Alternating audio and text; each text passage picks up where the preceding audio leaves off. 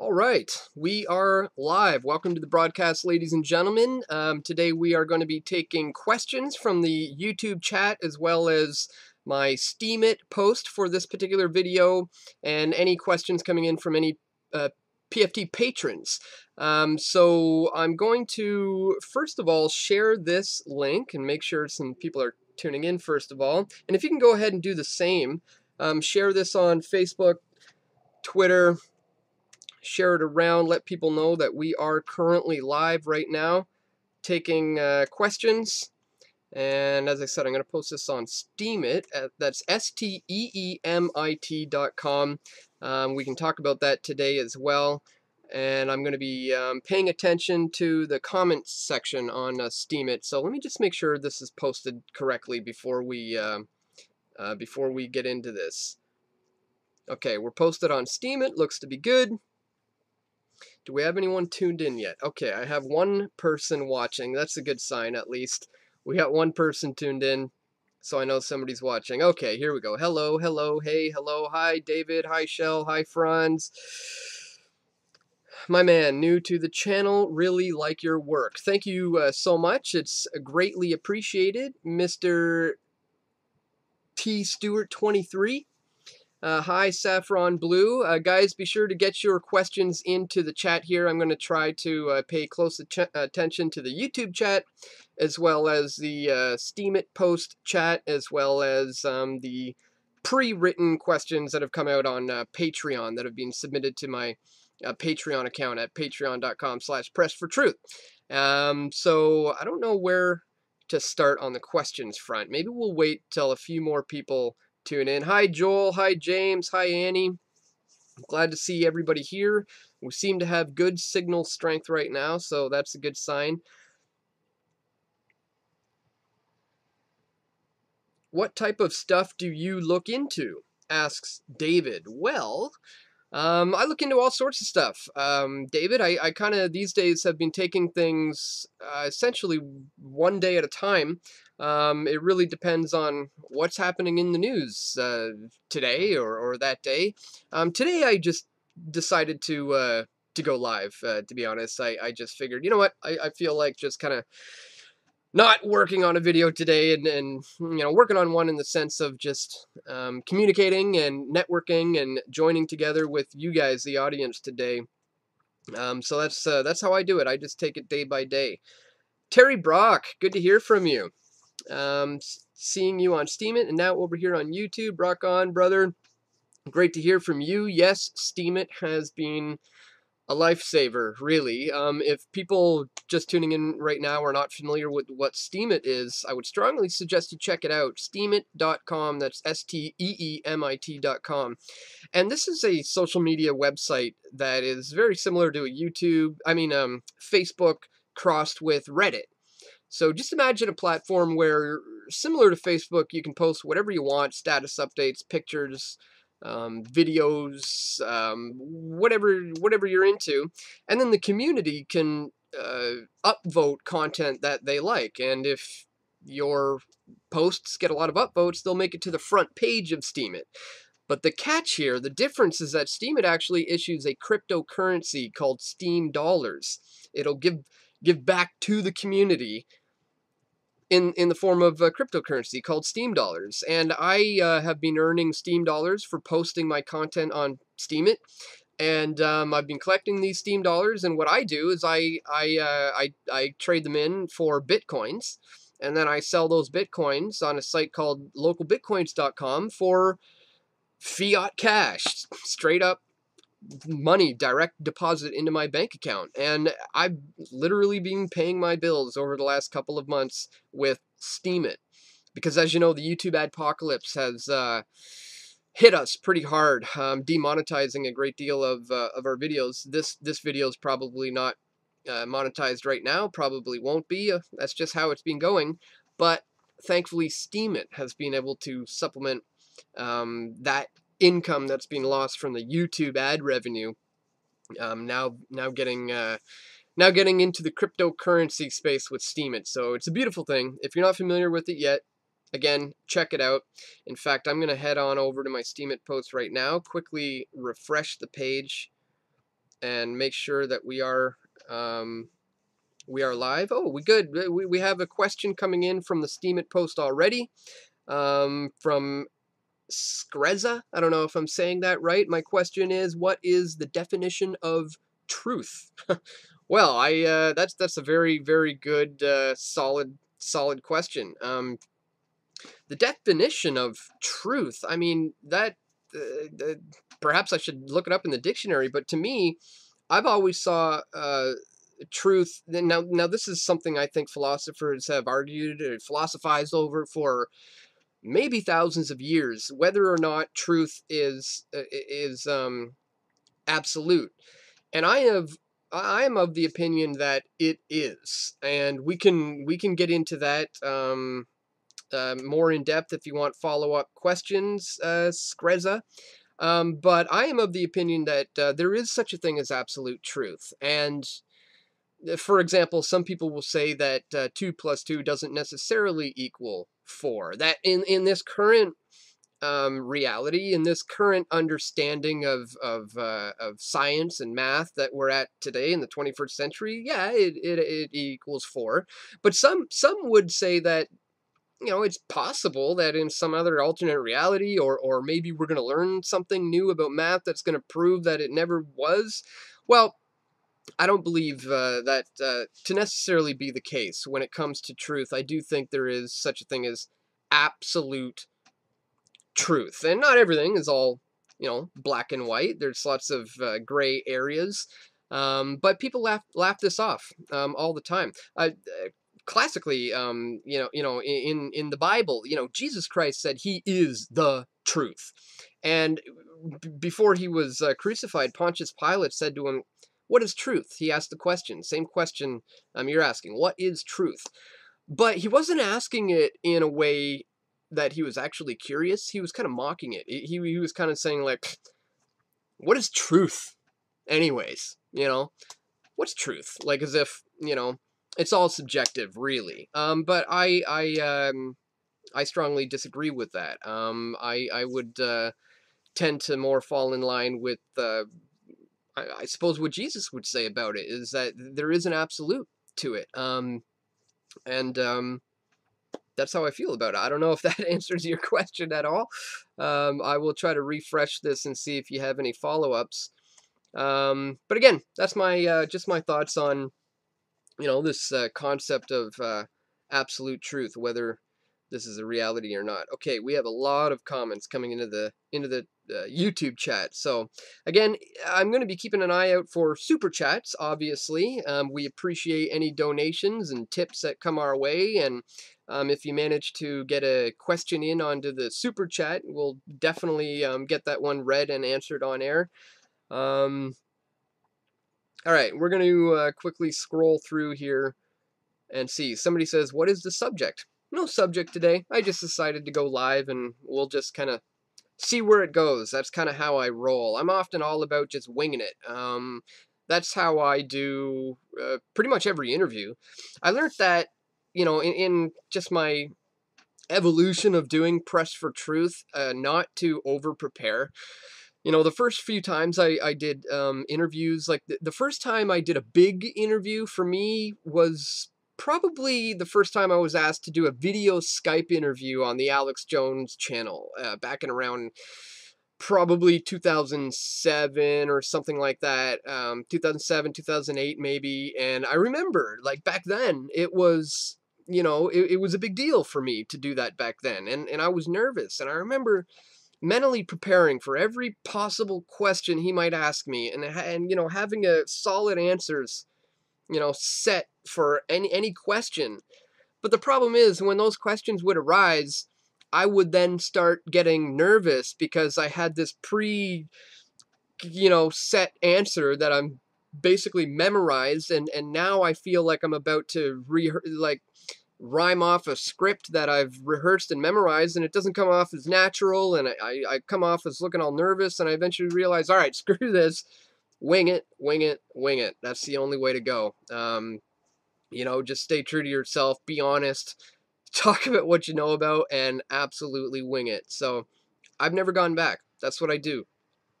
every single time. Every interview you've ever seen me do, there's not a whole lot of, I mean, I do preparation and, I will do some research into the subject. I might look into the background of my interviewee, things like that. But I don't overly uh, get into the questions too much. I'll come up with one opening solid question and then see where it goes, because that's where a lot of interviewers fail, I think, is that they're often thinking too much about their next question and not listening to the guest, and you're gonna miss out on a lot of information when you just have these set questions. So I like to just wing it. Toronto, Canada in the house, says Paul. I assume that means you are from Toronto, Canada. I used to be from Toronto, Canada. Awesome, awesome city. Love it. But I am now in British Columbia. Here in the backdrop behind me, the greenery you see is shrubbery growing in the beautiful climes of Squamish, British Columbia, is where I currently reside. What do you know about the significance of 815 or 923? I'm not sure what you're referring to there, Mr. T. Stewart, 23. But if you want to fill me in, maybe we can look into that. Just upvoted and re-steamed. All right, we have another Steemian. Thank you. Keep going. Test all things. Okay, guys, I'm going to try to just scan through and look for question marks. Wondering what you think the biggest story happening domestically in Vancouver is. Also, I'm starting a podcast, so I'm wondering if you would be available for an on-camera interview. Let me know. Thank you, Block E. Good on you for starting up a podcast. Yes, I can come on for an interview. The best way to set that up is to contact me at dan@pressfortruth.ca with the subject interview request, and we'll set it up there. Your question: what is the biggest story happening domestically in Vancouver? Well, right now, um, I suppose internationally, the biggest story involving Vancouver is some of the BC wildfires we've been having. There's wildfires breaking out all over the place. In fact, there was just some fires not far from where I live, and just about 2-3 weeks ago, the whole skies here were filled with smoke. It was getting difficult for my girlfriend bikes to work every day, and it was getting hard on her lungs just because of the amount of smoke in the air for the last couple of weeks. But it's all dissipated since then, and the fires seem to be at bay now. So that has been the biggest story around here for a little while. A lot of people have been displaced, and it's been really dry. On the plus side, hasn't been a lot of rain, which is nice. It usually rains a lot here, but it hasn't been. Do they have an app ready? This is from Joel. I assume you're asking about Steemit. I do not think there is currently a Steemit app available just yet, but that's going to be the next phase. That's going to really take it to the next level. I could be wrong. Correct? If anybody out there is aware, correct me if I'm wrong. But yes, I'm really looking forward to having the Steemit app. People are building on this blockchain technology at Steemit every day. We just had the development of DTube. This is an alternate to YouTube, where a video sharing platform that's based on the Steemit blockchain, and you can get paid for uploading videos there. It's fantastic. Check it out. dtube.video is great. Somebody just comments Bitcoin. I'm not sure if that's a question or a comment, but yes, Bitcoin. Very interesting. I've been following Bitcoin pretty much since it came out, and I started reporting on it, I don't know, maybe 2011, 2012. Started attending Bitcoin conferences and things like that back in 2013. 2014, there was a huge one in Toronto where I met a lot of the major players. That's where I first interviewed. I can't remember the guy's name, but he was one of the original founders of Ethereum, and back then he was telling me all about the upcoming launch of this new cryptocurrency called Ethereum. Everybody's going to be excited about. And look where we are now. It's up over $300 US, which is amazing. Really interesting things going on in the crypto currency space.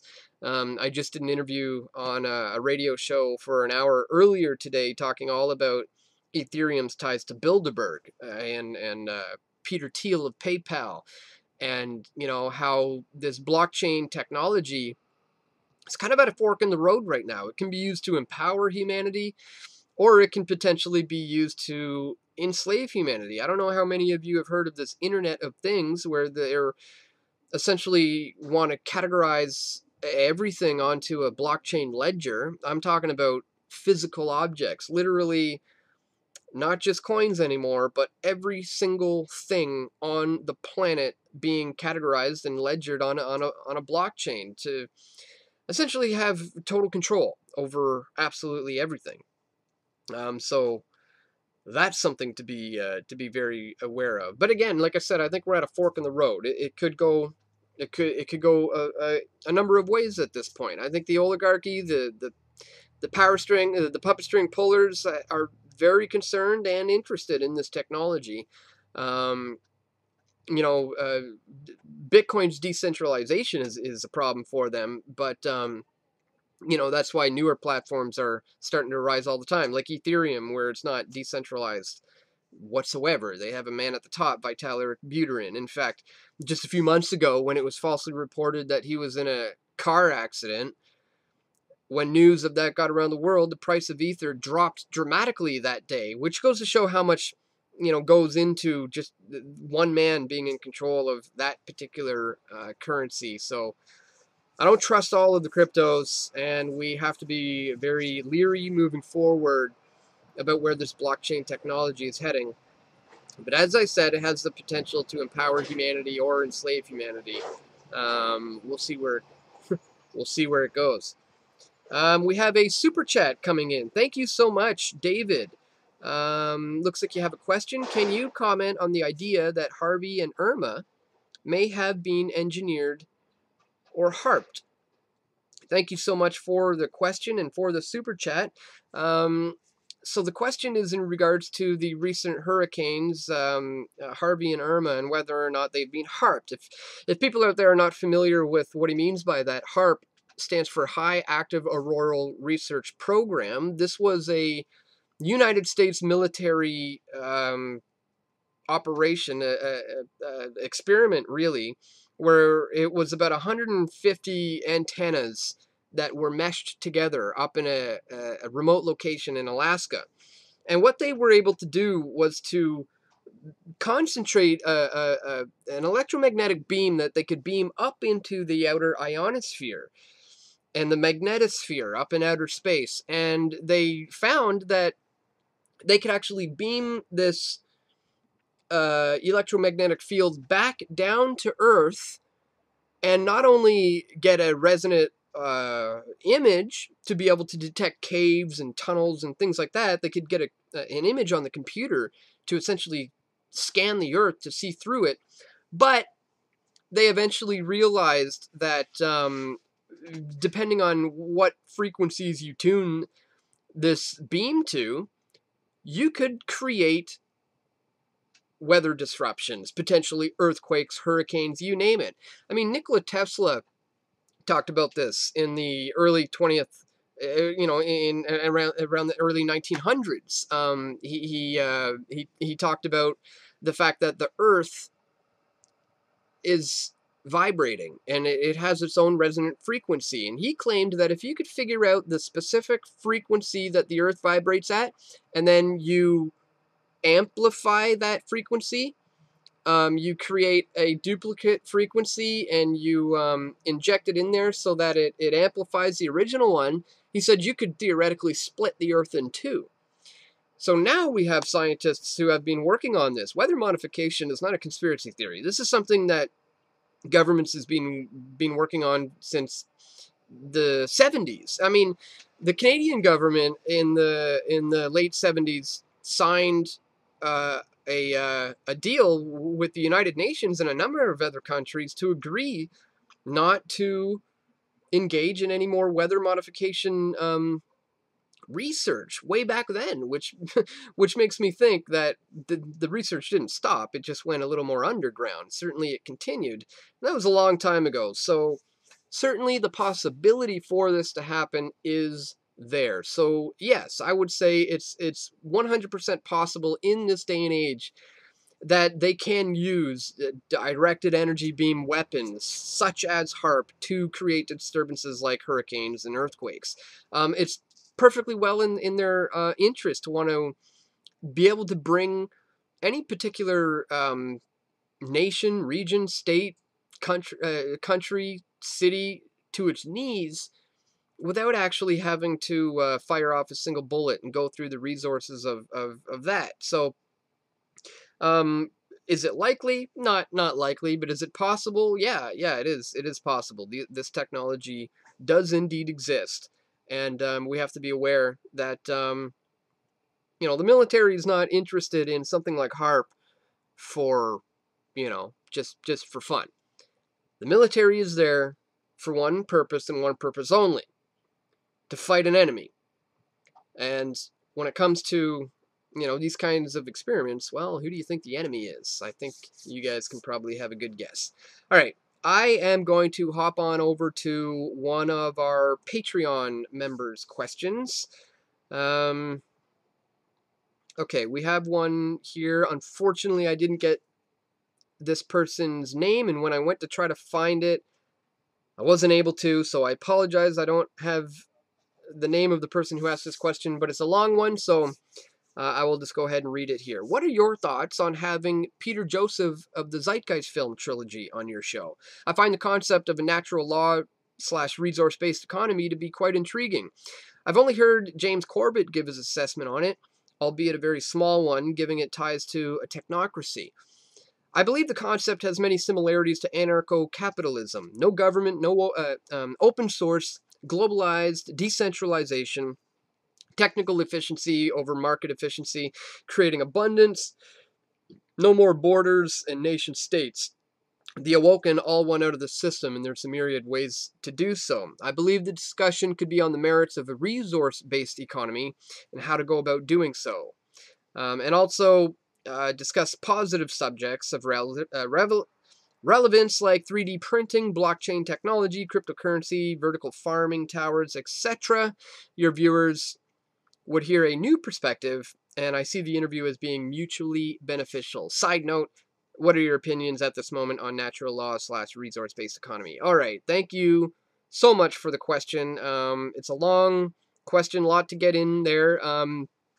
You started off the question asking about Peter Joseph of the Zeitgeist movement and whether or not I'd want to have him on my show. I'm willing to have anybody on to engage in conversation, even if it's somebody that I don't necessarily agree with. And Peter Joseph in the Zeitgeist movement is one of those. I've been outspoken about it ever since it came out. I haven't said a lot about Zeitgeist in years because it's kind of faded out a little bit. People still talk about the Venus Project here and there and things like that.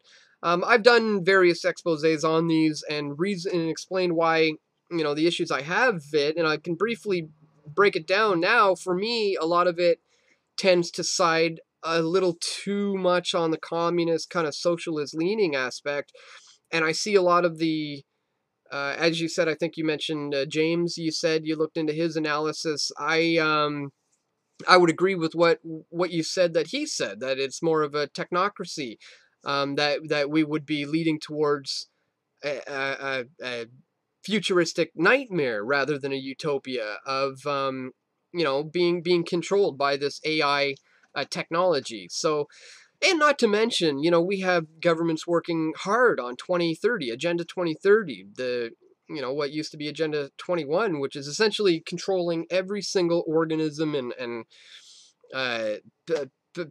every single thing on this planet in a nutshell, and couple that with blockchain technology and this whole concept of the Venus Project. I see it as a dangerous place to go.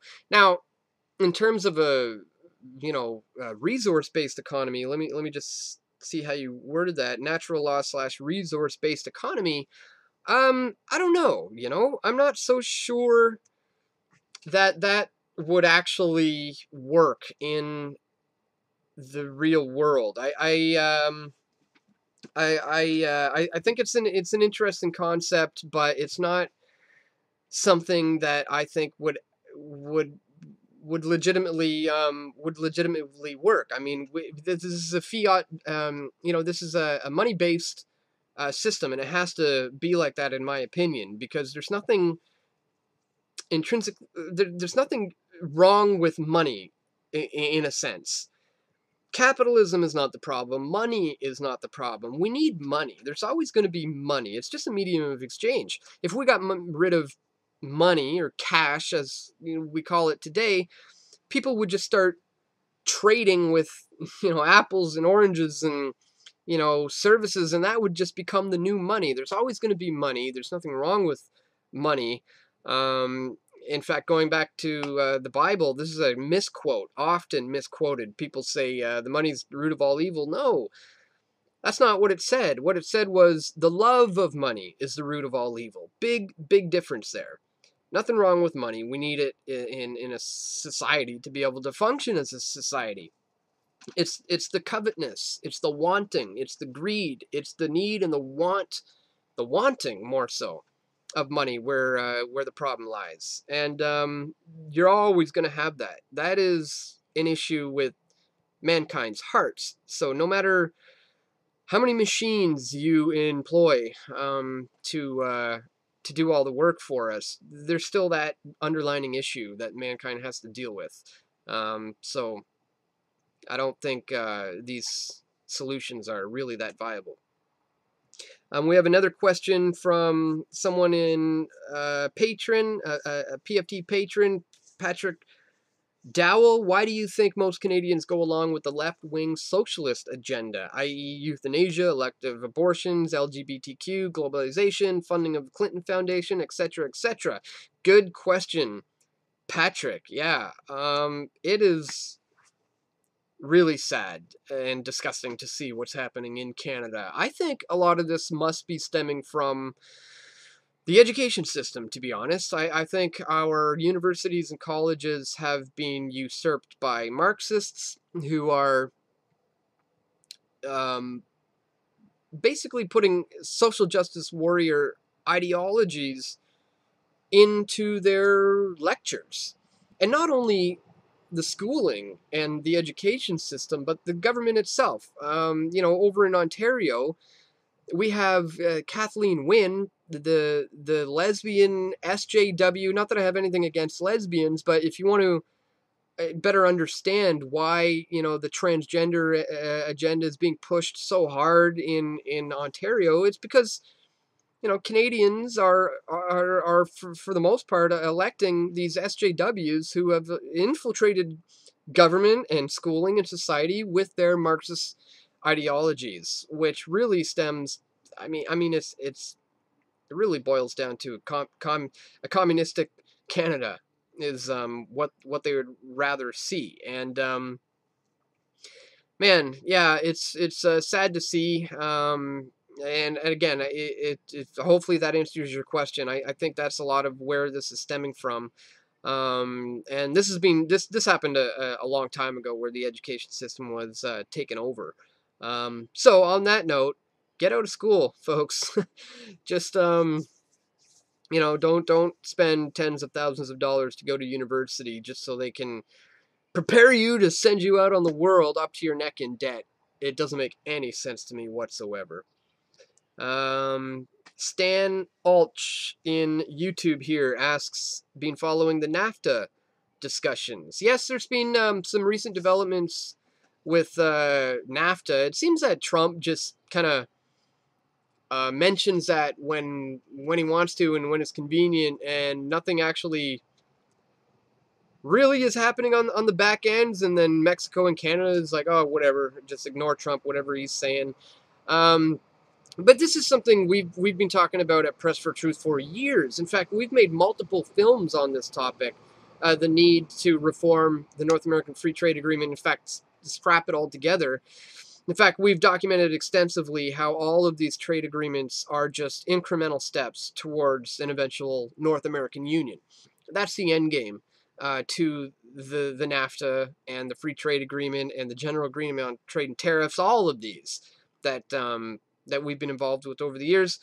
It's all about leading towards this concept of having Canada, U.S., Mexico all unite into a singular union with a unified currency even called the Amero. We document this extensively in our film The Nation's Deathbed and also United We Fall.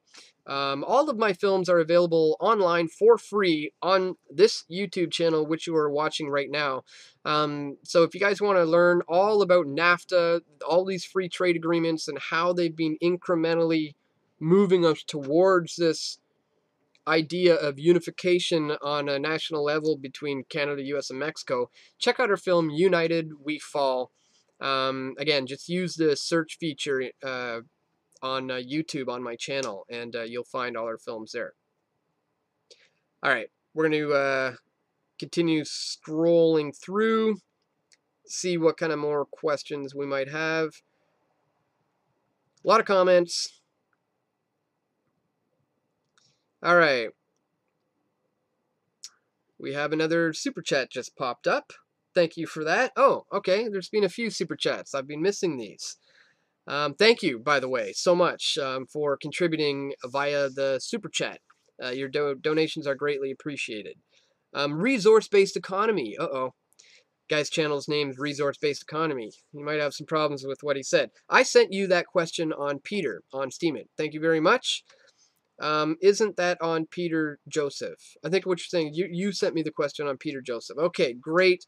Good to know. Thank you so much for that. I hope I answered the question. Speaking of Steemit, let's head on back over there. I haven't refreshed that page in a little while.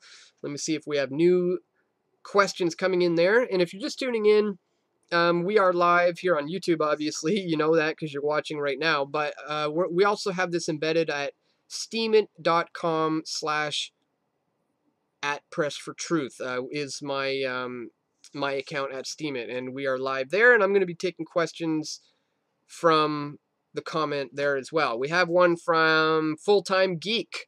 Question: would you drink a beer with Satoshi Nakamoto? Sure. I'd have a brew with he or she or it or whatever that entity may happen to be. If anybody's not familiar with Satoshi Nakamoto, this is of course the mysterious creator of Bitcoin.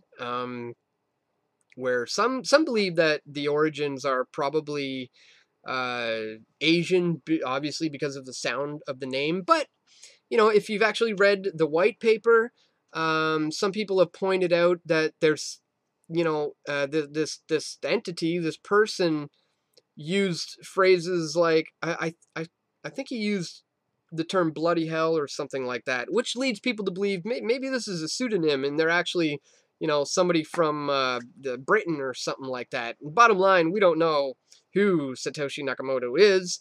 I saw somebody the other day do an interesting comparison with a whole bunch of car companies. You know, you have or car companies and electronic companies like Toshiba and I don't know. There's a whole bunch of them, and it looks like this guy put the name together from that. But anyways, to answer your question, yes, I would.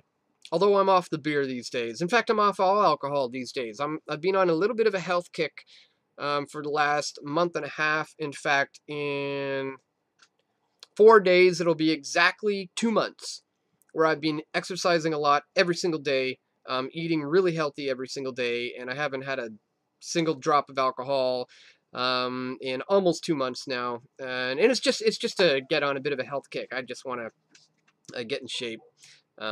Anyways, we're off topic now, but just thought I'd throw that out there. I'm gonna hop on back here to Steemit and see what else we have. Oh wow, okay, there's a lot of questions.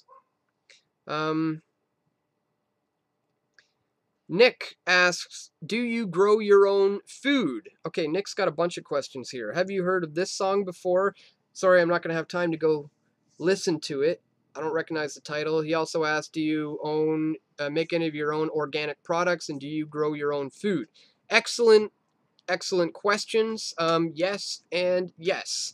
I am blessed and lucky enough to be living in a place where we have an outdoor garden, and I'm blessed enough to be with a girlfriend who has recently just gotten into making chemical-free soaps, chemical-free deodorants, and we now have chemical-free dish soap and laundry detergent and deodorants, and organic food as well. And my girlfriend also works downtown at a cannabis dispensary, where they supply organic cannabis edibles as well as organic cannabis products. So yes, we are definitely very much into that. And if you're not, you're kind of crazy at this stage in the game. I mean, most people are aware of the poisoning going on with our food through organizations like Monsanto. Um, Maybe a lot of people don't know that your average apple today, for example, that you're going to get from the grocery store is nowhere near as nutrition as an apple would have been around 50 years ago. And this is all being done by design. So becoming self-sustainable is one of the things that the government fears the most, in my opinion. So uh, being able to grow your own food is one of the coolest things and the best things, the biggest screw you to the system that you can do. I've always preached this message of global non-compliance. And in order to do that, I've said you have to get out of debt, number one. You have to, and that's easier said than done. I mean, we're in a fiat-based system. It's all a debt-based system. Um, but if you lower your standards of living, sometimes you're able to own something outright and not have to take any loans from the bank. That's step number one. And then, being independent to the point of not relying on the banks or the government in any shape or way or form is what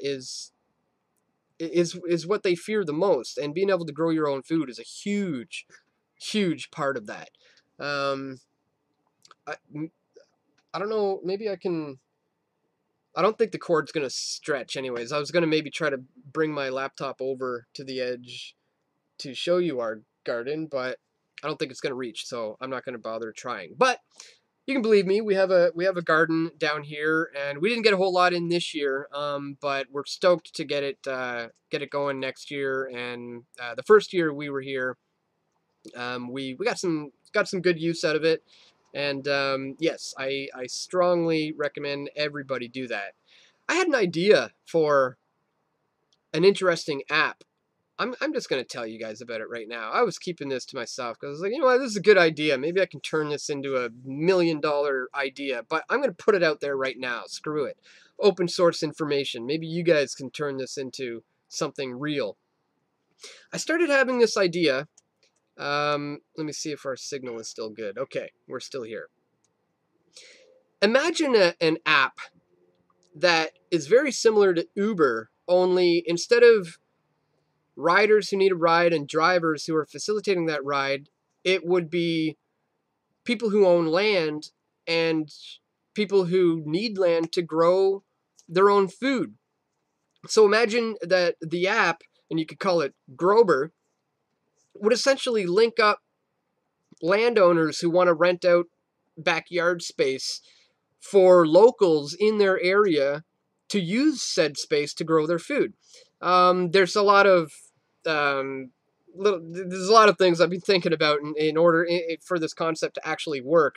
And there's similar ideas out there with community gardens and people who have, I think, designed certain apps to go along with these community gardens, but nothing like what I'm thinking. But anyways, maybe you guys can see where I'm going with this, and maybe somebody out there will design this Grober app that I have in mind, and connect people who want to grow their own food with people who have the land to do so and want to make a few extra bucks by renting out their backyard space. Go ahead, develop the app, make the idea, and then just give me like a 2% stake or something. That would be cool. All right, let's go back to YouTube. We're kind of bouncing around from Patreon to Steemit to YouTube, and I'm gonna have to just bear with me, guys. We're gonna scroll way back up here. It's a lot of questions coming through, a lot of comments. Hi Dan, hope you're good. Do you like Jeremy Corbyn? I'm not sure. Don't know enough. What do you feel is the mark of the beast? Michelle Brewer asks. Well, the mark of the beast, according to the book of Revelation in the Bible, of course, is this concept of a time in the end times where no man will be able to buy or sell unless he has the mark. It's called the mark of the beast, which would be placed on either their right hand or their forehead. And a lot of people have made the claim that this certainly could have to do with digital cash and barcode technology. This is not, new. This has been talked about for a long time. And if you're new to this concept, every barcode, is representative of numbers. Here's one. Interestingly enough, I have a book, 365 Fascinating Facts About the Life of Jesus. I was using some books that I just grabbed to prop up my laptop. But here on the back, you'll see, and go ahead, pick up any barcode that you see around you. And every one, these numbers represent numbers. And you'll see there's two thin little bars on the very far side, two little thin ones in the middle, and two little thin ones on the right. And what I've been told is those two little thin ones represent the number 6. And every single barcode has essentially a 666 on it. Now, whether or not there's any validity to that, I don't know, or, who's behind, that agenda, whether there's something to that, I don't know. But fact of the matter is, the Bible does talk about something called the mark of the beast, and it being related to this number 666, and a time when man cannot buy or sell unless he has the mark. And I think that is a fascinating prophecy.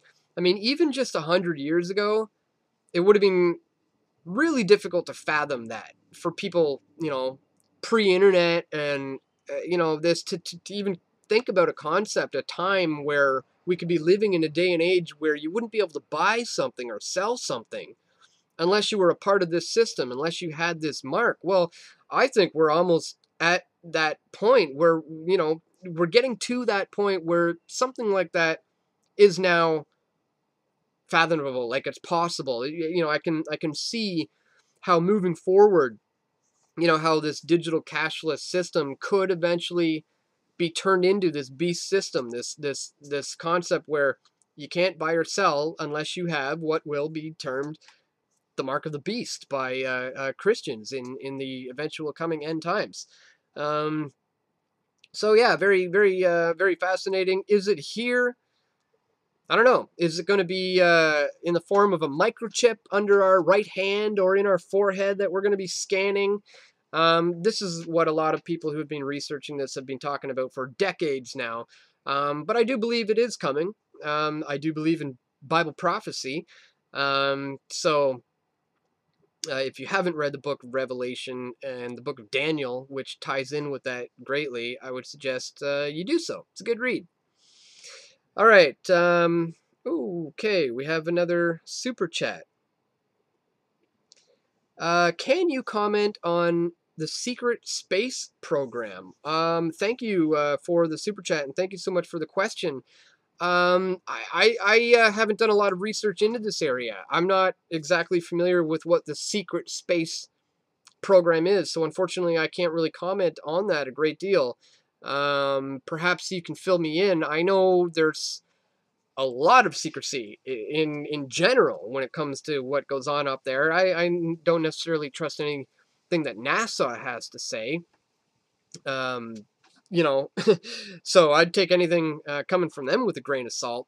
Um, but as far as an official secret space program, I will admit I don't know. I'm not too familiar with that concept, so unfortunately I can't touch on that one. Um, what do you think about the U.S. prescribing MDMA for PTS? That's very interesting. I MDMA for post traumatic stress disorder is something that I hear works. A friend of mine, Sterling Lujan, talks about this a lot about um, the positive effects of a lot of these drugs, and post traumatic stress disorder is something that's very serious. That these soldiers need to find relief from. But personally, knowing Canadian soldiers who have friends of mine who've suffered from post traumatic stress disorder have found relief in cannabis. A great deal so, specifically in certain strains, utilizing a certain ratio of THC to CBD oil. And I would recommend people to go towards cannabis as opposed to MDMA, personally. Um, but whatever works for you. I mean, I can't even imagine what a lot of these guys have to deal with coming back from, war. So if the MDMA is working for them, good, fine, great. I fully encourage more of that. But if you want to look into alternative methods, I think cannabis oil is a far better option than MDMA. There's still a lot of research to be done in that area, and I'm in fact involved with a lot of people in the cannabis industry here in Canada who are doing just that. They're creating these CBD strains that are helping people with their cancers or epilepsy. Um, and so if you want to check this out and learn more of that, check out our sponsors, Liberty Farms at libertyfarms.ca. They have a store here in Squamish called Grassroots Medicinal, and you can find them at grassrootsmedicinal.ca. Amazing advances we're seeing with being able to treat things like post-traumatic stress disorder in soldiers using cannabis. So it's really, really exciting. So thank you for the question. Yes, I support that, but I would advise going for cannabis over MDMA. Okay, we have another super chat. Thank you so much for the contributions. David, would you be willing to meet with Jordan Sather from Destroying the Illusion about SSPs? Sure. Yeah, I mean, as I said, I'm willing to meet with anyone, talk to anybody, especially about topics that I'm not all that familiar with. I fully encourage, open dialogue just to grow. So, yeah, if you want to put me in contact with him, David, that would be greatly appreciated. If you email me at dan@pressfortruth.ca, or if you're on my Facebook, maybe you could link us up in a group message. And I'll look into the secret space program and what Jordan Sather has to say about that. Thank you, much appreciated. Okay, I'm gonna go back to the YouTube chat and see if we have any more ones coming through here. Let me just scroll back, make sure I'm not missing anything. Again, please share this link out right now. Let people know we are live. We are taking questions live from our Steemit, from the YouTube chat, and also from Patreon members at patreon.com/pressfortruth, where if you are not signed up yet, I would please ask you to check it out. I invest 100% of my time and energy 24/7. PFT is what I do. This is what I do for a living. And, I can't do it without the support of you, the viewers, through Patreon, through Press for Truth memberships, through your donations, and now through things like people following me on Steemit. Just simply voting up my posts on Steemit is paying me in cryptocurrencies, which is helping me to continue to be able to do this work. So if you like this, check us out, patreon.com/pressfortruth, or better yet, you know, as a lot of you know, my friend Lauren Southern was kicked off of that platform for her views that they deemed to be controversial. So it could happen to me any day now. So if you would rather go around people like Patreon, you can go directly to contributing to PFT at pressfortruth.ca/donate. And there I have links to, you know, where you can contribute Bitcoin, or where you can sign up to the Patreon alternative, where you can contribute a monthly amount, $5, $10, whatever you want a month. And that goes a long way into helping me to continue to do this kind of work. All right. I'm going to scroll back here and see what else I've been missing. There's a lot of comments. Okay. Cryptos are okay until there's no electricity to run the computers, said Annie Fieldler.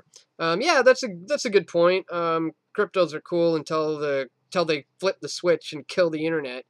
But you know what? My friend Jeff Berwick makes this point all the time, and I'll reiterate it and make the point as well, that if they flip the switch on the internet and, you know, there's an EMP strike or electromagnetic pulse or something like that, your Bitcoin wallet's going to be the last thing that you're going to be worried about. You're going to be fending off the zombies at your front door. You know, you're probably going to be more concerned with getting guns and food when the internet goes down than you're going to be concerned about how to get your Bitcoins back. But I see what you're saying. The point I think you're making is, you know, if it's not tangible, if it's not something that you physically hold in your hands, then you don't own it. And it could be gone in the blink of an eye. And that's absolutely true. That's why I would recommend, you know, that you put 80 to 90% of your assets in physical gold and silver. That's what I did. I only dabble with around 10% of my assets in the cryptocurrency space. And that's what I would suggest anybody do. If you want to play around with Bitcoin or any of these other cryptocurrencies, you know, I would strongly advise investing 80 to 90% in physical gold and silver. And then if you want to play around in cryptos, maybe dabble in, you know, whatever you can afford to lose, because as you said, it could disappear at the blink of an eye. Annie, man-made? Not sure what you're referring to there. Perhaps you're asking about... I'm not sure what you're asking about. I don't know what Annie is. If this is another hurricane, we already got into that. You can scroll back for that one. Okay, I'm going to scroll through, look for some more questions. Free Radio Revolution Uncensored says, hey Dan, I'm uploading a video on Irma and weather manipulation with HARP right now on this channel. Cool, very interesting. People can go check that out at Free Radio Revolution Uncensored if you want to see. I believe that's Jeff's channel, if you want to see what he's going to have to say about weather manipulation and HARP. I think HARP, I don't know if it's still active in Alaska, and if it's not, I'm sure it's just changed names or moved to a new location, but perhaps you can bring us up to date on that one. All right, I'm going to keep scrolling through. Again, I apologize if I'm just skipping over your comments, but there's a lot of them. I'm just kind of scanning through, looking for question marks at this point. Here we go. What are your thoughts on gene editing to create superhumans? Thank you for the question. This is something that I've been covering actually lately. In fact, my last couple of videos on YouTube, let me just pull it up here quickly. I got into that a great deal. In fact, I just yesterday's video that I put out was titled Electronic Warfare Patents Seek to Alter Human Consciousness. And in that, we get into into just that, about altering the genetic gene pool of humans, essentially bringing us towards this transhumanism futuristic nightmare. And I would suggest that it's a nightmare. A lot of people are suggesting that this is going to enhance humanity. This is going to make mankind better, smarter, stronger, faster. I am of the opinion that it's just going to slowly, over time, turn human beings into the controllable, programmable robots. In fact, not enhancing our lives at all, but turning us more into like this Matrix kind of reality where we're a bunch of batteries walking around. And on top of that, there's all kinds of experiments going on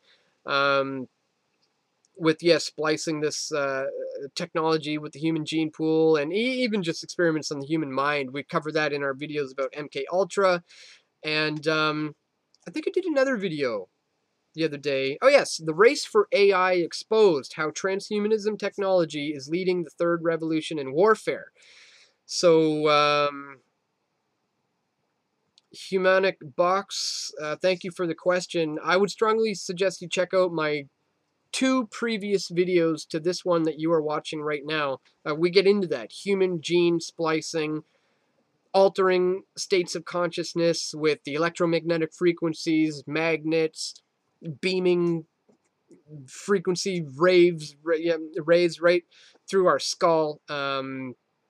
They can put voices in your head. They can instill memories. It's unbelievable what's possible in this day and age. And I went over all the patents. A lot of them were filed back in 1990. This is old technology. But yes, go check out those last couple of videos. I cover what you asked about extensively there. Okay. Scrolling through, looking for more questions. A lot of comments. Somebody says, what's the best way to re-steam? Should I upvote always prior to re-steaming? What do you think? Thank you. Great question. I hope somebody on Steemit can ask that, because I am not even familiar with how re-steaming works. I see it every now and then when people re-steam my stuff, but I'm not familiar with how that works. Speaking of Steemit, I'm going to head on over there right now. We are live, and we do have people watching on Steemit right now, live. So I'm going to refresh the page right now. Hello, Steemians. I'm coming back to look at your questions. All right, we have a bunch of comments and questions here from Steemit.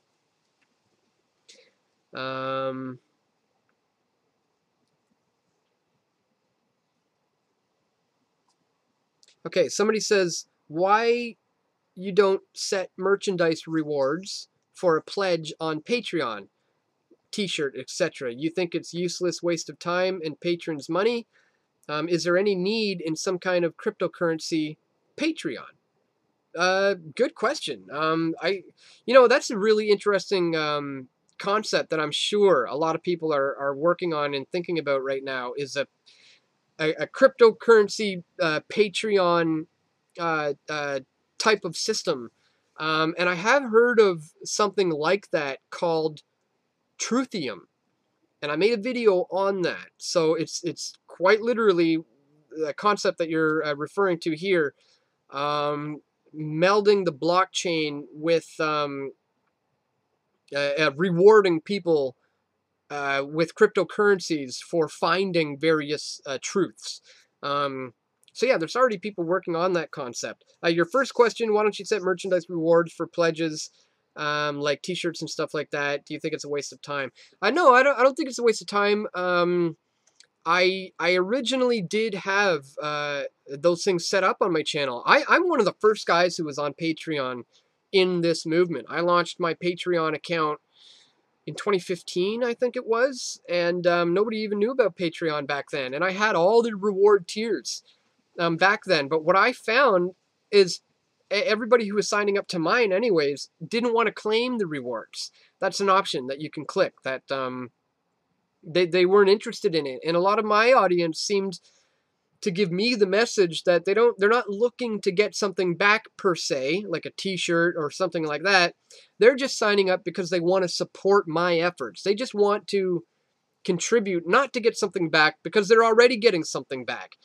You know, I'm putting all my time and my effort into researching topics and then creating videos that I put out on the internet for free. That's what you get back. But I would like to think about maybe getting back into this reward concept, and let me know what you guys would think would be a good reward.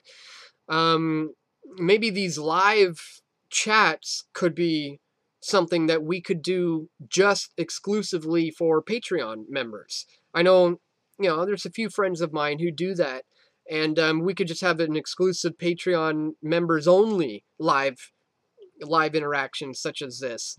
You know, yeah. So I'm open to potentially setting up more new reward tiers. But like I said, in my experience, it just seemed that people weren't interested in getting something back per se. They just wanted to support my efforts, which of course is greatly, greatly appreciated.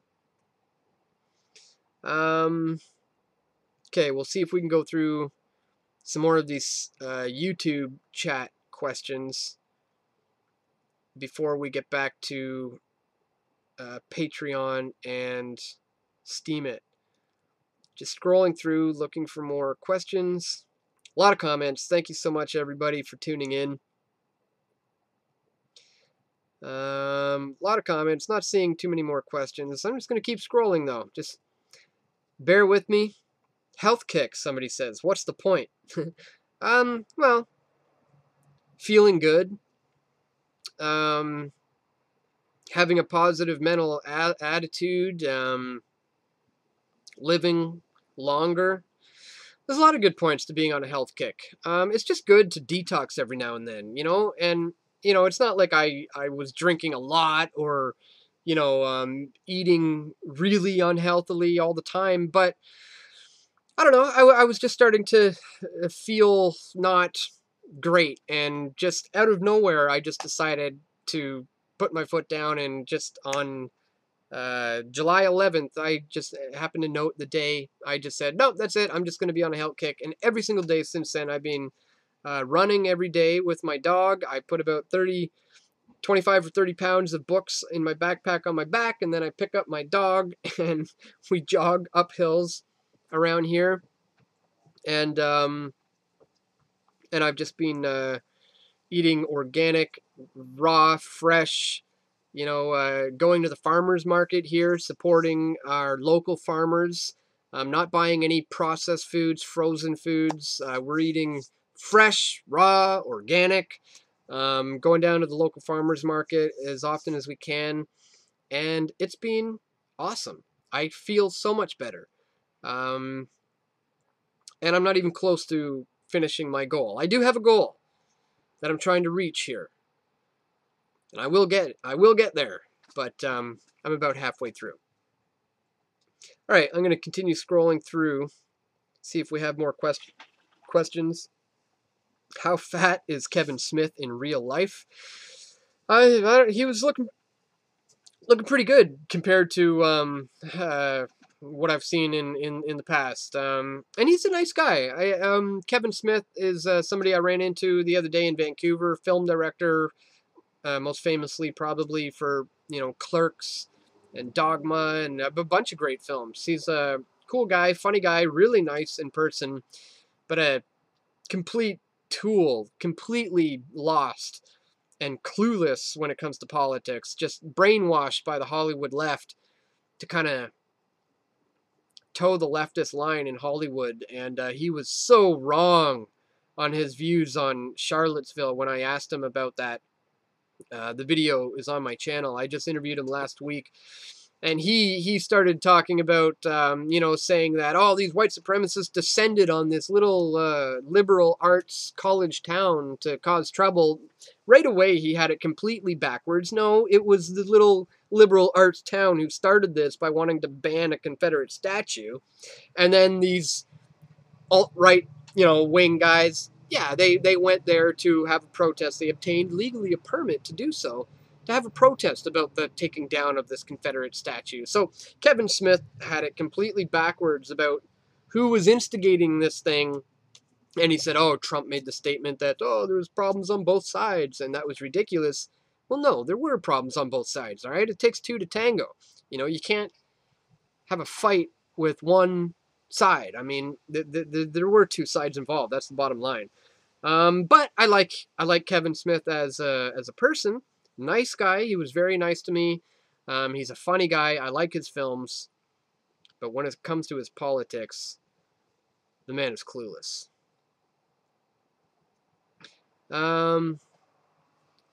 Does it bother you that your girlfriend is tatted up like a dirty shishka? I don't know what that is or what you're implying, but no, not at all. I love everything about my girlfriend and the way she looks. What she decided to do tattoo wise was her own decision, and she's it's maybe not even essentially done. A lot of the tattoos that my girlfriend has have to do with a time in her life where she was heavily involved in the Occupy movement, and those who were surrounding her in that movement were filling her head with a lot of BS. Let's just call it what it is. A lot of socialist, anti-capitalist, ridiculous ideas, and so she had some tattoos done at the time dealing with these concepts that she was learning about, and that she doesn't believe in these things now. She's kind of gone from being a more socialist leaning atheist type of person to being more of a Christian thinking capitalist type person after after being with me. But she doesn't regret having any of those tattoos, nor should she. It represents a time in her life that she was going through those things, and it represents the evolution that she's had in her ideologies and her spirituality as well. So no, I think it's great. My arm is tatted up. I've got, I'm not in real time. Let me switch over to the other camera. This is the all-seeing eye in the triangle, smashed in half. This is the capstone of the pyramid with the all-seeing eye. And as you can see, it is crumbling. It is shattered in half because this is the end times. This is the end goal for me. Anyways, this is what's going to happen. Eventually, when the system comes crumbling down, those who represent this thing and this all-seeing eye in the capstone of the pyramid will come crumbling down when all is said and done at the end of the day. So that's what my tattoo is all about. Pressing for this to eventually happen. And it will. 5 years, 10 years, 100 years, I'm not sure. But rest assured, the system will come crumbling down because my tattoo says so. Okay, moving on. See what other questions we have. Again, I'm just scrolling through a whole bunch of comments, just looking for the odd question mark. And if I miss yours, sometimes people accuse me of scanning over their questions, and they tell me what their question was, and I say, I didn't see that. I was scrolling through. I'm looking for them. Maybe sometimes there's YouTube glitches. I don't know. But I'm going to be scanning and looking closely for question marks. Okay, here we have one. Dan, what do you think of the developments of, or none thereof, of the cannabis legalization and the power be in Canada for the coming new year? What do you think of the developments or none thereof of the cannabis legalization? Okay, so your question, thank you so much for the question in regards to the legalization of cannabis here in Canada, or the lack thereof. Okay, this is something we've been warning about at Press for Truth for years now. In fact, I made a documentary film about it. It only runs 10 minutes, but I call it a documentary film because that's how it plays, called The Trudeau Deception. If you haven't seen that one yet, check it out. Look it up on YouTube. It's called The Trudeau Deception, and we outline how the legalization ticket was just that. A way for Justin Trudeau to ride in on the campaign and guarantee those votes from the cannabis community. And legalization is happening. It will happen. Don't get me wrong. It's just that it's not going to happen on the timeline and under the types of regulations that we've being told it's going to happen. What's happening now is the Liberal government is getting their ducks in a line, essentially, to monopolize the movement and essentially wipe out the mom and pops before legalization can come in so that they can guarantee all of the profits for themselves. So what we're seeing right now is a takeover, and Marijuana Inc. essentially is moving in and trying to establish their stronghold on the cannabis industry here in Canada, not just for profits. They're also trying to remove any kind of medicinal benefits that the cannabis plant may have.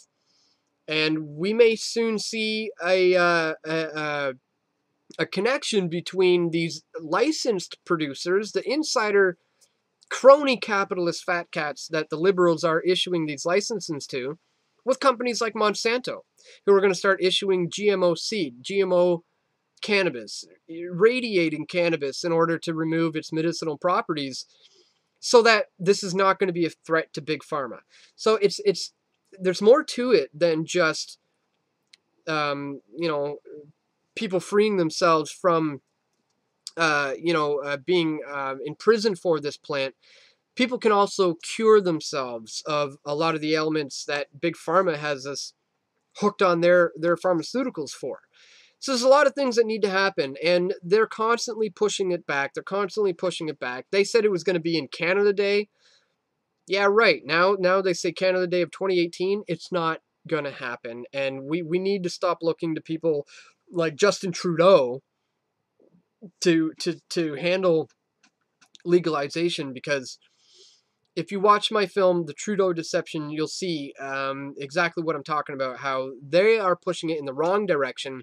And this is why we need to prop up, support, join, and get involved with people like the Cannabis Growers Association of Canada at cannagrowers.ca.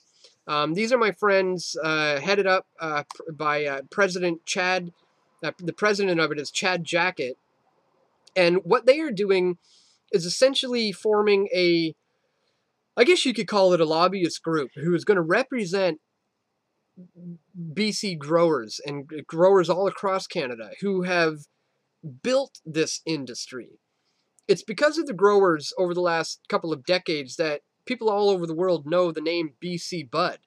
And the Cannabis Growers Association of Canada are working to unite these people together so that they can represent everyone in Canada moving forward for the kind of legalization that both growers, recreational, and medicinal users are going to want. And what is that? Little to no regulation.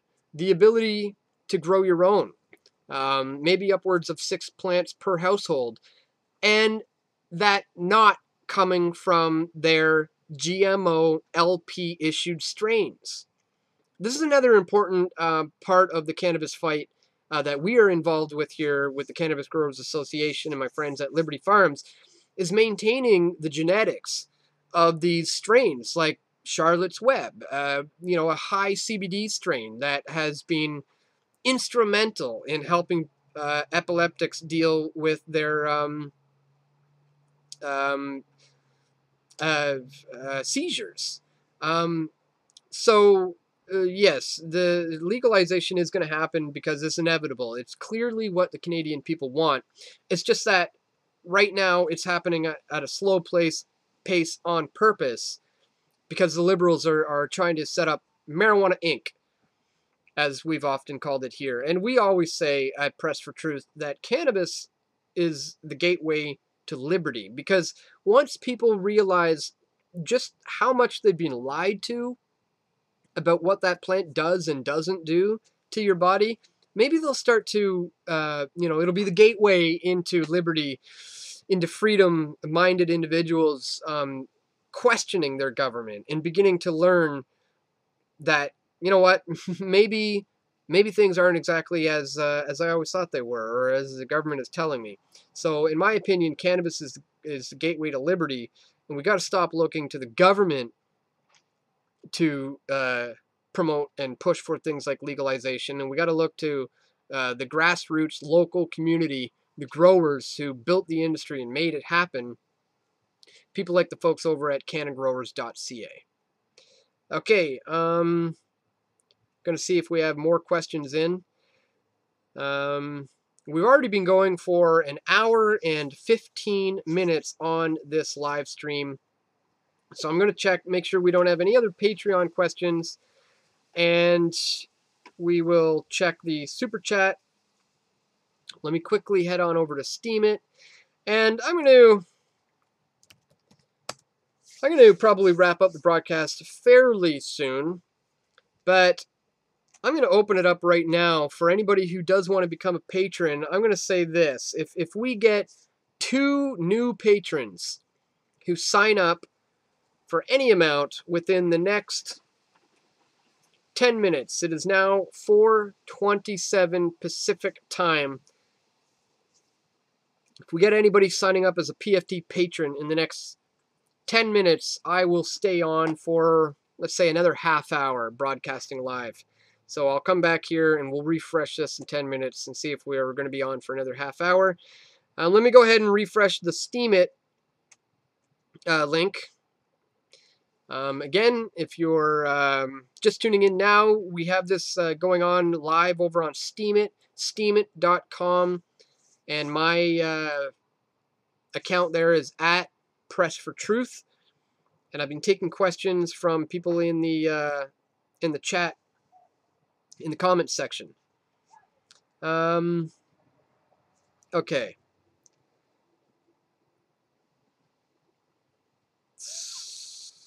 We don't have any. Okay, we got a couple new ones here. Blue Light Bandit would like to know. I would like to know the true meaning of life.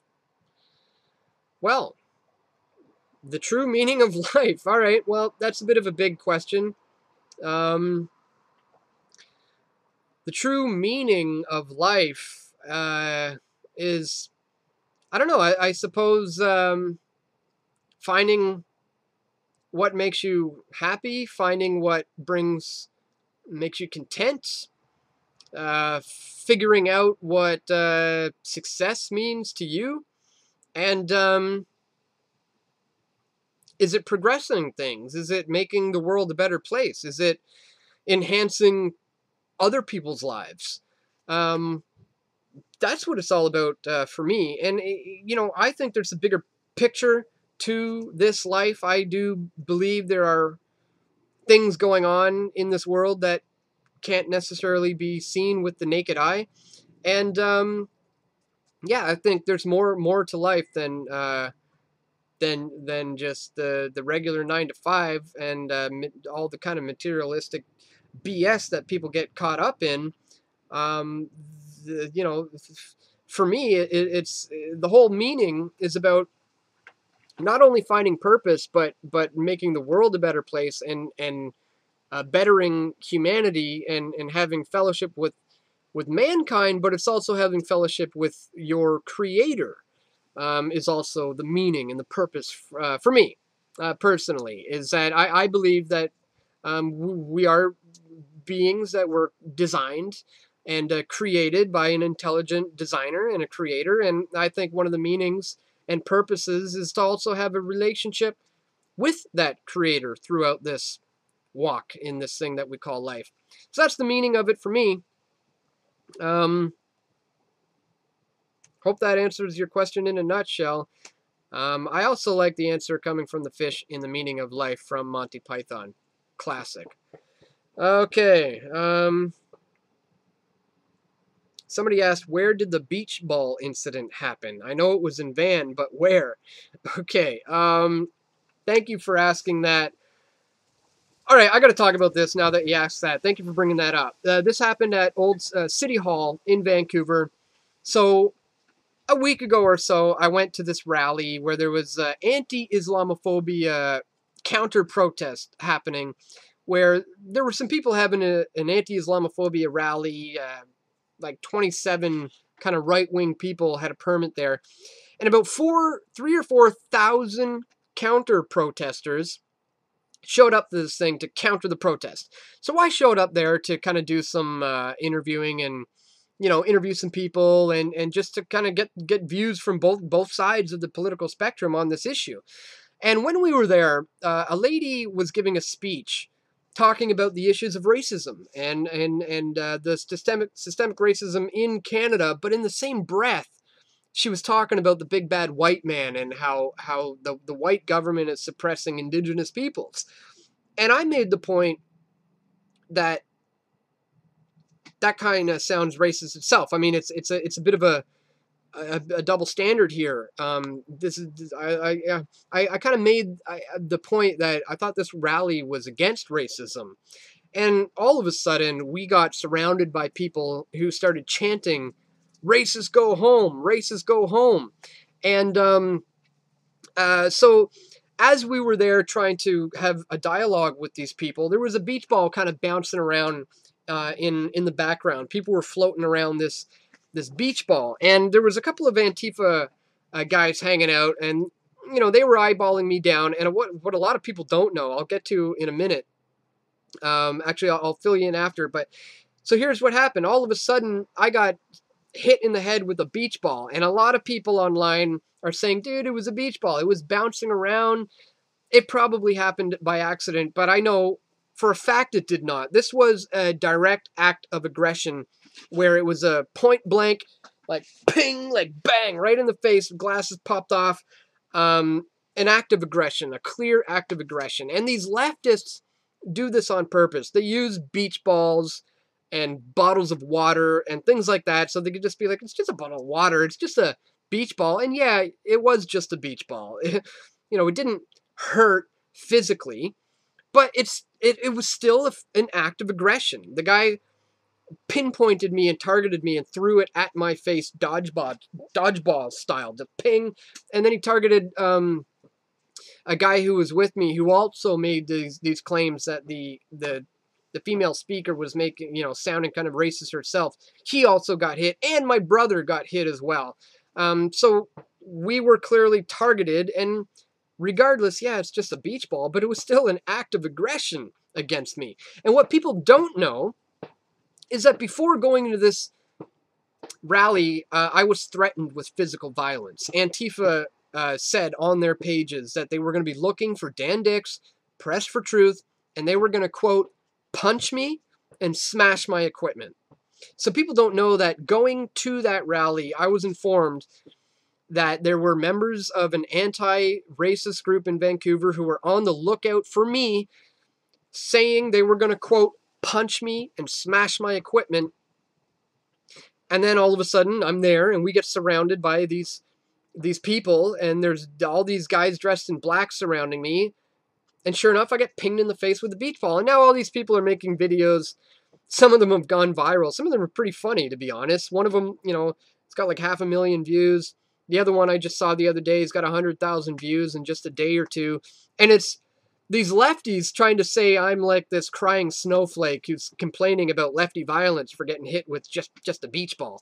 But again, that's the tactics they employ. That's why they, will dump piss over my friend Lauren Southern, or just use water, spring water on somebody, or again, the beach ball tactic. It's so they can say, oh, wow, oh, yeah, oh, look at the violence. It's just a beach ball. But bottom line is an act of aggression towards me, and I wasn't about to just sit there and not call it out for what it was. But if you haven't seen those videos, check them out. Somebody wrote an article, Raw Story, I think they're called, did an article, just saying, look at this right winger, crying that he got hit with a beach ball. Again, obviously, it didn't physically hurt me, but that's not the point. It was an act of aggression from, a leftist on someone who was just making a valid point at a rally. So I hope that answers your question, Sean Fisher. That was at City Hall in Vancouver. Bunch of leftist idiots. All right. Question 1, what developments are in the pipeline for DTube? Because it definitely needs to be upgraded. Question 2, are there plans for DTube to go mainstream? Because the market is crying out for a platform to rival YouTube, and DTube appears to be primed and almost ready. Thank you so much for the question. As far as developments in DTube, I don't know where it's coming along in that regards. I interviewed the creator of DTube, and he mentioned that he's really, hoping that other people are going to get on board here and help him to continue with the development aspect of that. So I don't know where we're at with that, but I would agree it's in need of some upgrades. And if anybody involved is listening right now, it would be nice if you could edit a post. I just posted something yesterday and I made a mistake and noticed I wasn't able to edit. Even though I tried to edit on Steemit and then refresh the Steemit one, it didn't register on the DTube. Anyways, there's obviously still issues, but this is still looking to prove to be a potential viable new platform that could potentially replace YouTube. And I would agree, Crypto Grind, that we do need to replace YouTube, and DTube seems to be a good alternative right now. Although it is in beta, because Steemit is in beta, and I'm currently having issues. I've been trying to upload my documentary films to DTube, and it just keeps crashing. So hopefully they can work out these bugs. It's only been out for not even a month, I guess, or not even a couple months, so it's still very, very new. But if you're just tuning in now or just hearing about this now, check it out. It's DTube .video, and it's a decentralized video sharing platform where you get paid in cryptocurrencies, and this has the potential to replace YouTube in terms of having a platform that doesn't censor its users. But yes, I would agree. It is in strong need of a serious upgrade because it's having some problems. But hopefully the community can chime in on that and get involved. All right, I'm gonna refresh my page, see if we've had no new patrons sign up, sadly. So we may end this broadcast soon, unless you want me to play a little ditty for you. I have my guitar here. I thought about that. I was like, should I play guitar live? I don't know. It's just a thought. I've been playing around lately with an open C tuning on my acoustic, and I wrote a song in that tuning for my film United We Fall a couple years ago, and I've been jamming on that lately, and it's been fun. If you guys want to hear that, let me know. Otherwise, we will. Oh boy, some comments are coming in saying yes, play the song. Oh, now I've gone and done it.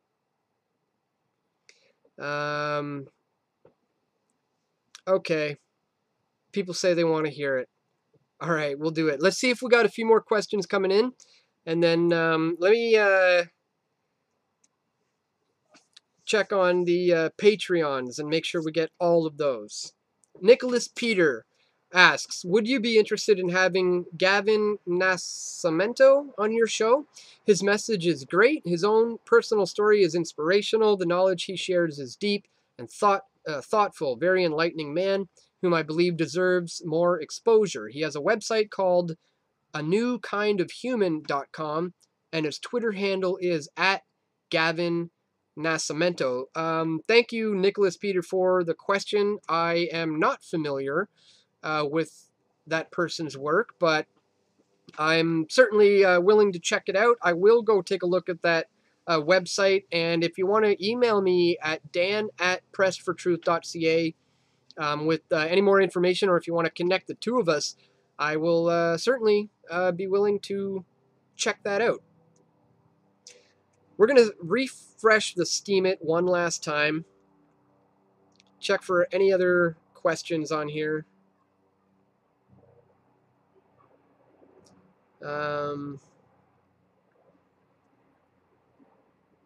Okay, here's one.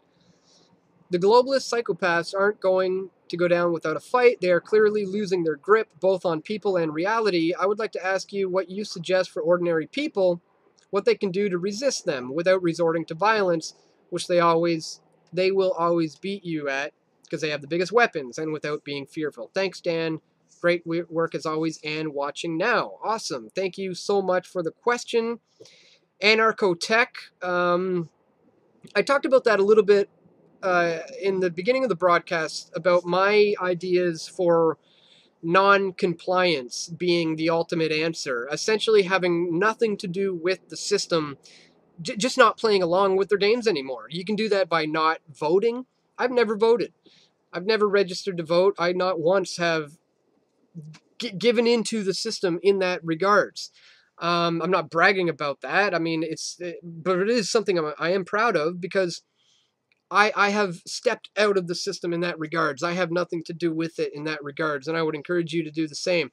Getting out of debt is absolutely crucial to being out of the clutches of this system. Because when you have multiple credit cards, you have multiple mortgages, you have lines of credit, you're in the overdraft on your checking accounts. This is essentially the elite's hands around your neck, and they can squeeze anytime. We just saw today the Bank of Canada raising rates from 0.75 to 1%. This is a healthy, I mean, in the long run, this is a good thing. Rates have been artificially low, and this is going to make people realize, they can't be unreasonably borrowing. But what we need to do is to be out of the control of the banks, out of the control of the education system, out of the control of the media. I threw my television set away maybe 8 years ago now. Me and my girlfriend, just now, if we stay in a hotel every now and then, is when we might turn on the TV just for fun, just to see what they're talking about these days. So get rid of your TV. Don't deal with the banks if you can. You may have to lower your standard of living in order to own something outright, so that you can not have to owe anything to the banks. So I would just say, for me, global non-compliance is the answer. Self-sustainability, grow your own food. Don't take part in the system through voting. Get your kids out of the schools. Have nothing to do with what they're doing, because at this stage in the game, we don't have to be involved. We may come to a time where it's going to be impossible to escape it. We may have the internet biometrically connected with us, and there will be no escaping the system, but we're not there yet. As it is right now, we can walk away, and global non-compliance is where it's at. So that's my answer to that one. I hope that answers your question. Okay. We are now about an hour and a half into this broadcast. We'll see if we got any more questions coming in from the chat. And perhaps it's time. Oh, we have another super chat. Okay, we have a number of super chats. I've just noticed. I seem to have been missing those. They come up in a different section. Okay, we have a new one. What are your thoughts on Putin's comment about AI starting World War III? Okay, thank you so much for the question. I just did a very detailed video on that exact topic titled "The Race for AI Exposed: How Transhumanism Technology is Leading the Third Revolution in Warfare." Um, so, Human Icebox, definitely check out that video. I just posted it 2 days ago where I break this all down. And I think we have to heed Putin's warning. You know, I'm not saying he's a great guy or anything, but I think he makes a very valid and good point that um, the nation that leads the way in AI technology is gonna come out on top in the future. The Chinese have recently made the statement that they aspire to become the leaders of AI by 2030. But in this video that I just released 2 days ago, I make the argument that it is indeed the United States who is currently leading the charge in regards to AI technology. And, you know, Elon Musk was recently tweeting about this as well. Of course, he has something called OpenAI and another company that he started called Neuralink, where a lot of this is leading towards the transhumanism agenda, which is why I brought that up in relation to this. Because what I think AI, the dangers that this is leading to is what they will call the convenience and the advancements that we can have for humans. But I think it's going to be the opposite. It's going to be essentially not enhancing humankind, but rather enslaving humankind through this technology. So strongly advise you to check out this video. It fully answers your question in a lot more detail. Again, it's titled "The Race for AI Exposed: How Transhumanism Technology is Leading the Third Revolution in Warfare." More super chat questions. Can you subscribe to the Truth Factory and Destroying the Illusion YouTube channels? And can you comment on hashtag unrig? Thank you, David, for the questions. Yeah, I will subscribe to those. As soon as I end this broadcast, I will go check those out.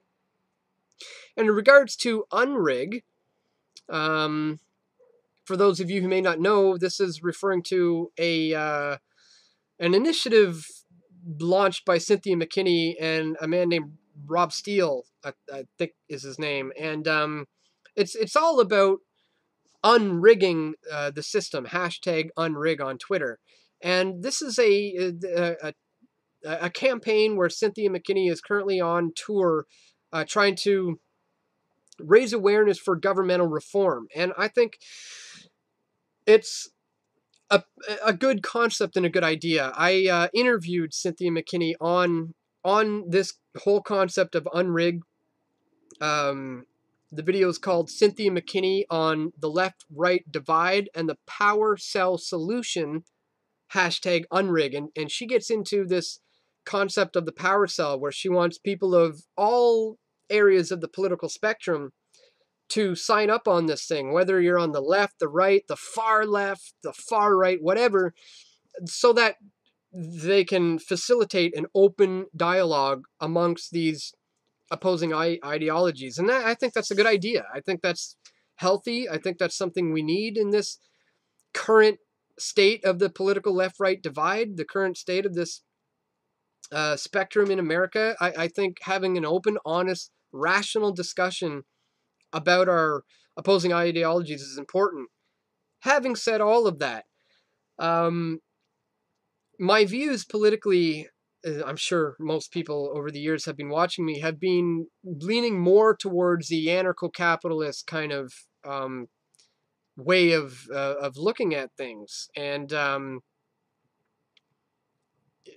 anarchism more and more, to me, makes more sense. As I said, I don't advocate that anyone votes. I did a whole series here in Canada called The Democracy Deception. And I did a video on Trudeau and May and Mulcair and, every political, everyone who was campaigning on the trail there, and broke down why I don't think looking to the government to solve the problems of the government is necessarily a good idea. So I'm in support of hashtag unrig in the sense that I love Cynthia McKinney. I first met her in 2011 when I interviewed her for my documentary film, The Toronto Hearings on 9/11, and she has been an outstanding congresswoman, political commentator, and an activist, really, who's been working behind the scenes. She practically infiltrates political communities and brings the message of freedom, brings it to the inside. So that's awesome. So I encourage what she's doing and what they are doing, but it's not the avenue I personally would go. I don't know that there's actually hope in regards to getting the the Legislative Assembly, the Senate, whatever she's hoping to have the government solve the problems of the government is just it's not going to happen. But I love the grassroots concepts behind it, and the fact that people are she's getting out there and bringing this message of freedom, this message of liberty to people on the campaign trail. So that is awesome. Hopefully that answers your question.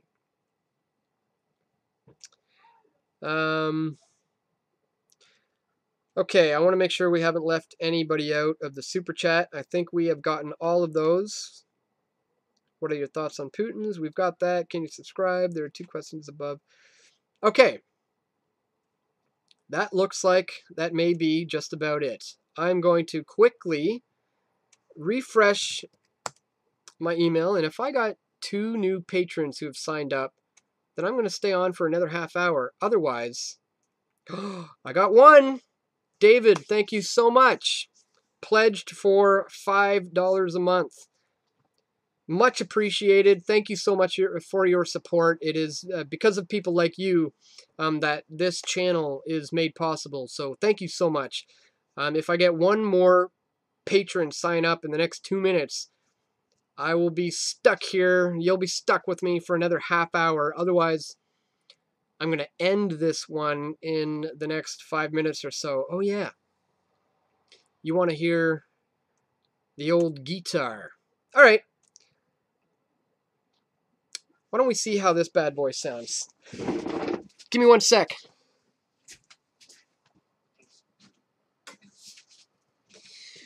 Okay, guys.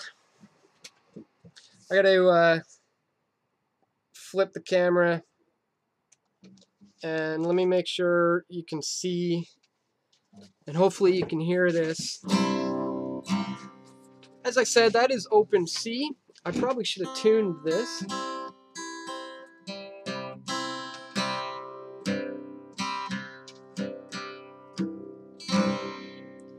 Can you hear that? Let me go back to the chat, see if you can see me and hear me. And I will play quickly for you once I know. Into the Fire soundtrack, please. Okay, I have a request coming in. Into the Fire soundtrack, you shall get. This one's called It's in Your Hands.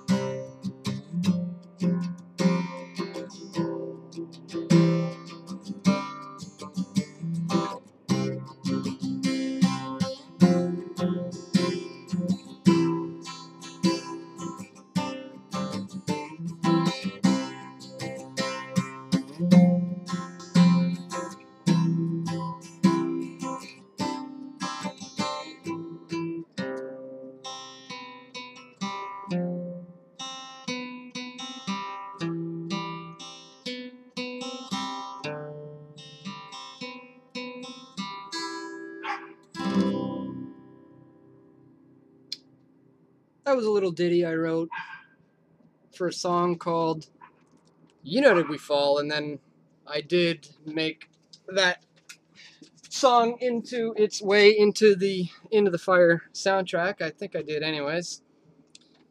Anyways, that was me performing live for 49 people. All right. Rockstar. Anyways, hope you liked it.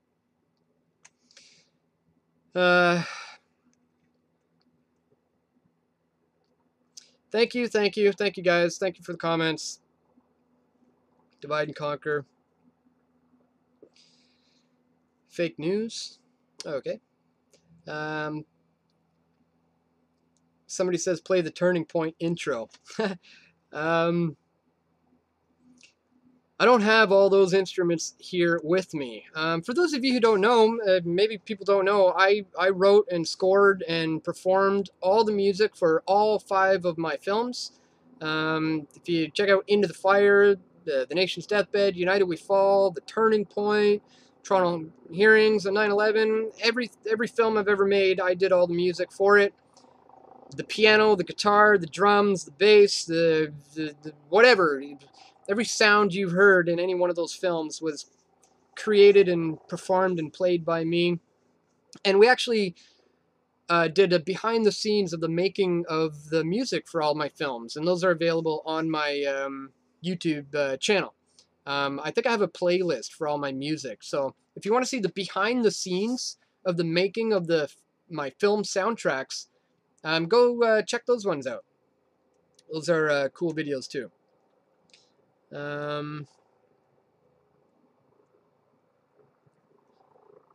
Another super chat question coming in from Isaac. Thank you so much, Isaac, for the super chat. Would you go to a disaster relief camp? Do you mean go to check it out? Go to report? I would certainly go. Yeah. Just to quickly answer your question, yeah, I would go. I would go check it out.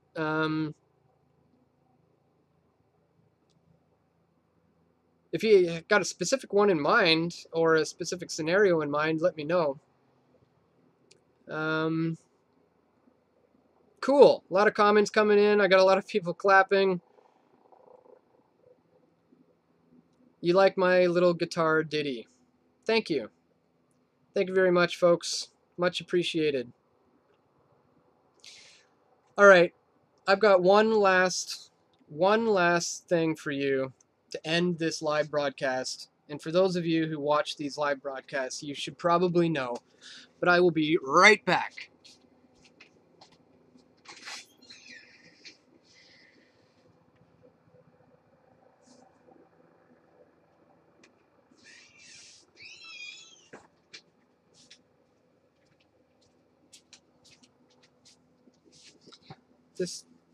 This is my pal, my little buddy. His name is Kaiser Sose, and he is a 2-year-old Havanese, and he is awesome.